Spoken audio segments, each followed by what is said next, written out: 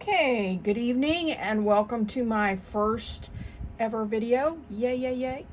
Before I get started, I need to thank Corrine's Creations. Corrine was the person who came up with this initial page layout and unit.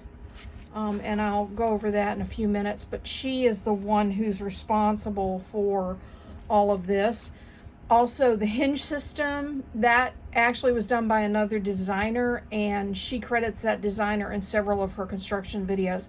So if you go to Corrine's YouTube channel, Corrine's Creations, and check that out, you'll be able to see all of that. Okay, one other note before I get started and explaining this. I didn't go through and carefully select my papers. I just pulled them from the paper pad, cut them up, and put them wherever I thought that they would go.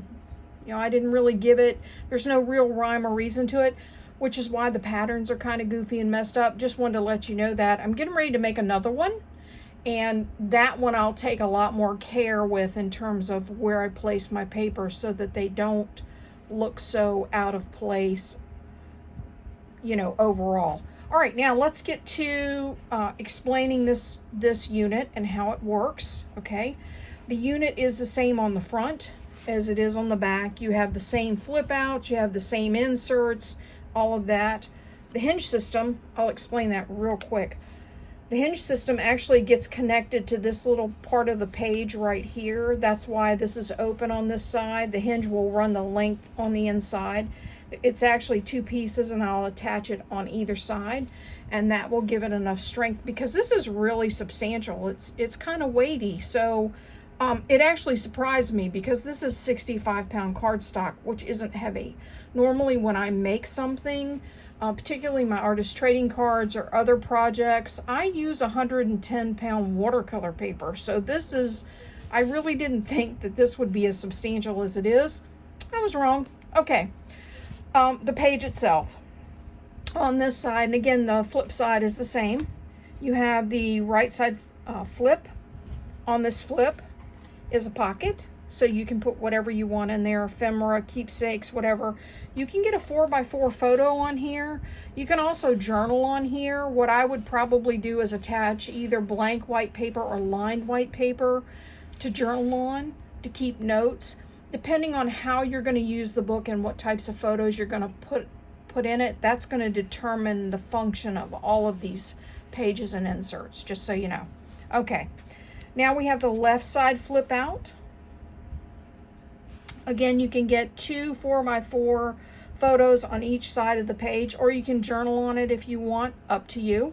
This is the main page pocket.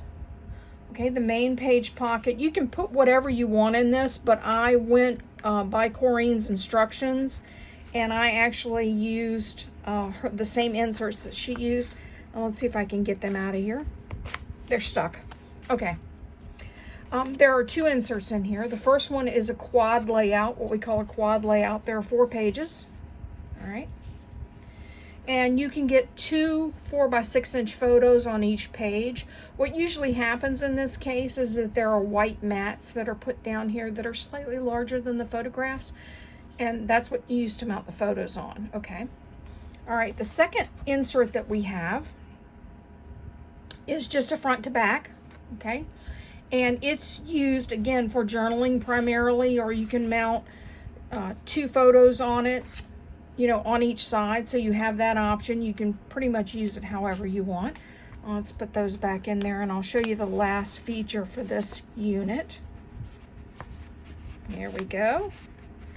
Okay, the last feature for this unit is this pullout right here.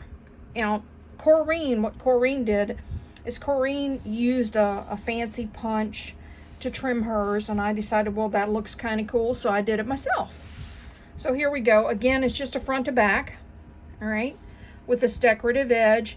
And also, just like the previous inserts, you can get two 4x6-inch photos on here. You can mat those photos if you want or not. So that's the page. That's the entire unit. It takes 6 units. I'll just stick this under here temporarily.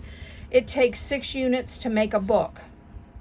I was going to construct the book today and have that for you. Unfortunately, the book in order to reinforce the spine, it requires Tyvek.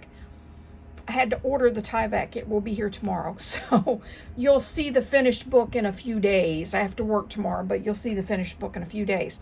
So that's the entire layout for right now. Thank you for joining me. I hope you appreciated this little video. And stay tuned. There will be more, better videos, better lighting, the whole 9 yards. Thanks again.